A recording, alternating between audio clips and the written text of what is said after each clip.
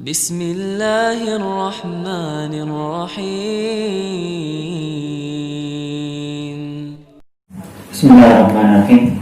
Assalamualaikum warahmatullahi wabarakatuh. Waalaikumsalam warahmatullahi wabarakatuh. Alhamdulillah rabbil alamin. Wassalatu wassalamu ala Rasulillah wa ala alihi wa ashabihi wa mawala. La hawla wa la quwwata illa billah. Rabbi shrah li sadri wa yassir li amri wahlul 'uqdatam min lisani yafqahu qawli. Kita lanjutkan pembacaan kitab tauhid, syarah kitab tauhid. Saya akan membacakan sebuah hadis, ya. Walhumma fi hadis Iqbal, fa inna Allaha harrama 'alan nar man qala la ilaha illallah yabtaghi bidzalika wajha Allah. Ini hadis dari Iqbal.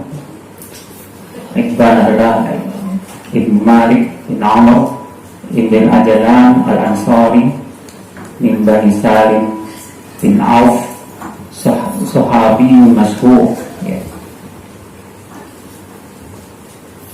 Ini salah satu hadis yang menjelaskan tentang fadilah tauhid.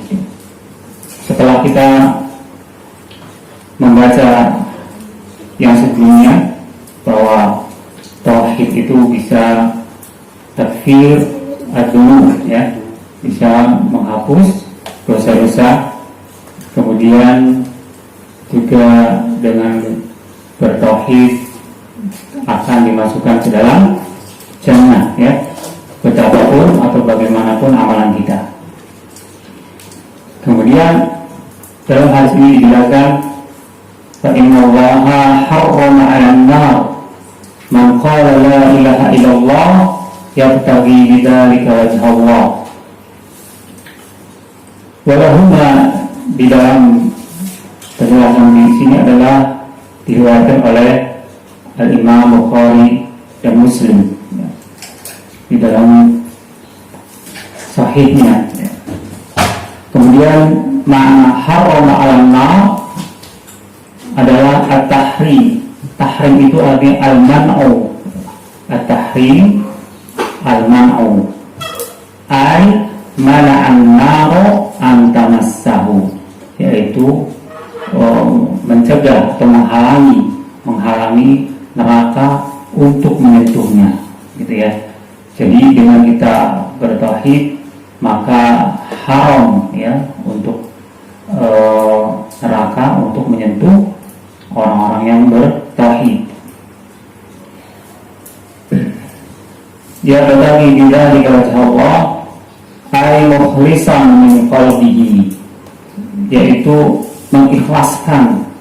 Jadi mengucapkan kalimat la ilaha illallah itu harus dengan penuh keikhlasan, hanya mengharap ridha Allah, mengharap wajah Allah, ya, dari hatinya, jadi keluar dari hatinya. Wa ma ja'ala dzalik, sampai dia meninggal di atas tauhid. Walau yaqulha nifaqan, dan dia tidak mengucapkan kalimat la ilaha illallah itu dengan nifaq, ya, dengan munafik, hanya di dalam mulut saja, tetapi hatinya tidak ikhlas. Jadi hadisnya berbunyi, fa inna Allah, maka sesungguhnya Allah harrama 'alan nar, Allah Ta'ala telah mengharamkan atas neraka bagi siapa saja yang mengatakan la ilaha illallah yabtaghi bidzalika wajha Allah. Subhanallah, ini adalah salah satu fadilah bertauhid. Al-makna al-ijmali hadis, makna secara umum untuk hadis ini, anna Rasulullah sallallahu alaihi wasallam yukhbiru khabaran muakkadan anna man tawaffara bi kalimati la ilaha illallah qasidan ma tadullu alaihi min al-ikhlas wa nafsi syirk amilan bidzalika ظاهرا lan tamassahun nar yaumil qiyamah. Sesungguhnya Rasulullah Sallallahu Alaihi Wasallam mengabarkan kepada kita dengan khabar, ya, berita yang sangat ditekankan sekali, ya.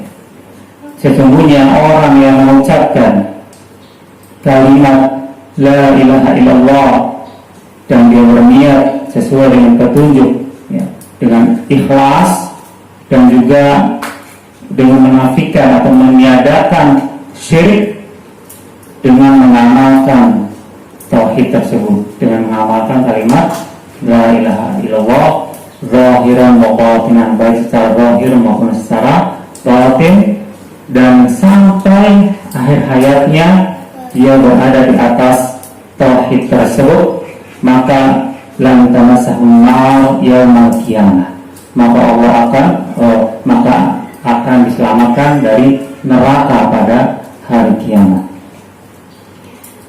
Munasabatul hadithil bab anna fihi dilalatan wadihatan ala fadli tauhid.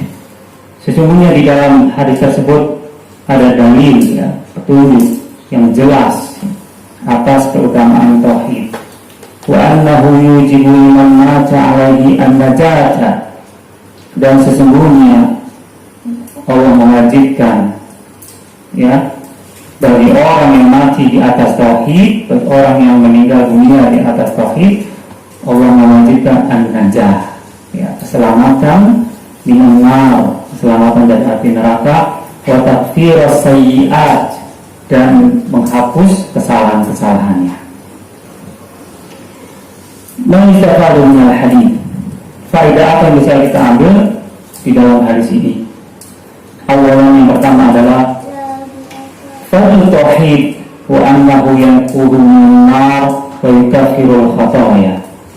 Yang pertama adalah adanya keutamaan tauhid, dan sesungguhnya dengan tauhid tersebut bisa menyelamatkan dia dari api neraka, wa yukaffirul khataya, dan bisa menghapus kesalahan-kesalahan. Kemudian yang kedua, annahu la yakfi fil iman an-nutqu min ghairi i'tiqadil qalb kahal al-munafiqin. Sesungguhnya tidak cukup yang namanya iman itu an-nutqu, ya, hanya diucapkan saja, min ghairi i'tiqad al-qalb, tanpa adanya keyakinan di dalam hati. Kahal al-munafiqin, seperti orang-orang munafik. Orang munafik ini hanya mengucapkan saja, tetapi di dalam hatinya tidak beriman. Salikan yang ketiga, annahu la yakfi fil iman al-i'tiqad min ghairi murqin kahal jahili. Sesungguhnya tidak cukup keimanan tersebut hanya i'tiqad, hanya keyakinan di dalam hati saja, itu tidak cukup, belum cukup. Min ghairi murqin, tanpa diucapkan. Ya, jadi selain i'tiqad juga harus diucapkan. Makanya ada syahadat, ya, syahadat, kita harus bersyahadat, bersaksi, itu dengan cara mengucapkan. Kemudian yang keempat, rabi'an tahrimun nar ala ahli tauhidil kamil, itu haramnya api neraka. Jadi api neraka diharamkan atas orang yang bertauhid dan tauhidnya sempurna, at-tauhid al-kamil. Khamisan yang kelima, anal amal la yanfa'u illa idza kana khalisan liwajhillah wa shawaban ala sunnati Rasulillah sallallahu alaihi wasallam.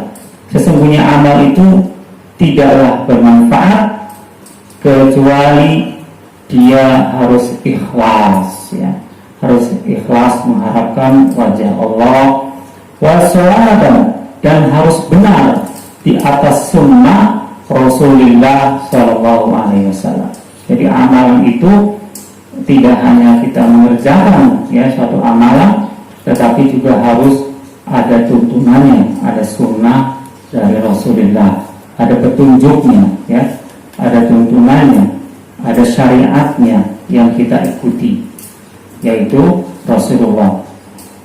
Karena agama kita ini adalah Islam, itu adalah bukan agama buatan manusia ya, tetapi ini adalah agama yang turun dari Allah Subhanahu wa taala dan juga Rasulullah yang telah diberi syariat, diberi wahyu untuk menyampaikan, sehingga kita tidak bisa membuat suatu peribadatan, membuat syariat yang tidak ada tuntunan dari Rasulullah SAW. Saya bisa mengatakan anna man qala la ilaha illallah wa huwa yad'u ghailallah lam tanfa'hu ka hali uqadul qubur al-yawm yaqulun la ilaha illallah wa hum yad'una al-mauta wa yataqarrabuna ilaihim. Sesungguhnya orang yang berkata la ilaha illallah wa huwa yad'u ghairallah, dan dia menyuruh berdoa ya, kepada selain Allah, lam tanfa'hu, maka kalimat la ilaha illallah itu tidak akan memberi manfaat kepadanya. Seperti siapa contohnya? Kahali ubadil qubur al-yawm, seperti keadaan orang-orang yang menyembah kubur ya.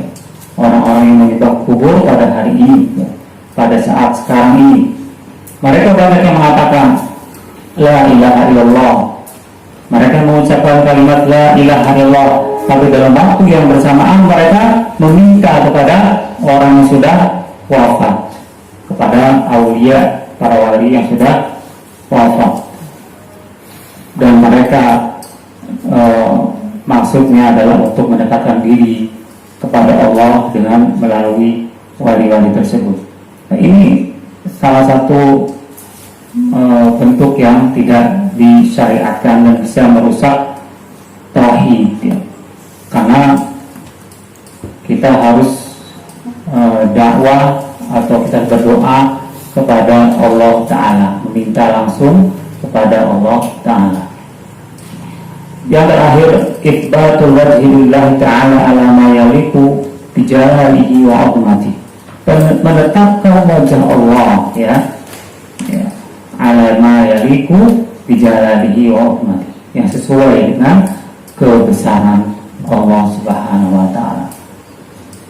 Jadi di sini ada penetapan sifat ya, sifat Allah, bahwa ada istilah wajhullah, wajah Allah ya. Wajah Allah di sini adalah isbat ya. Tawakuf di sini artinya kita hanya mengimani bahwa ada wajah Allah. Kita tidak disunahkan atau tidak diperintahkan untuk memikirkan bagaimana wajah Allah. Tentunya tidak bisa disamakan dengan makhluk. Laisa kamitslihi syai', tidak ada yang serupa dengan Allah sesuatu pun.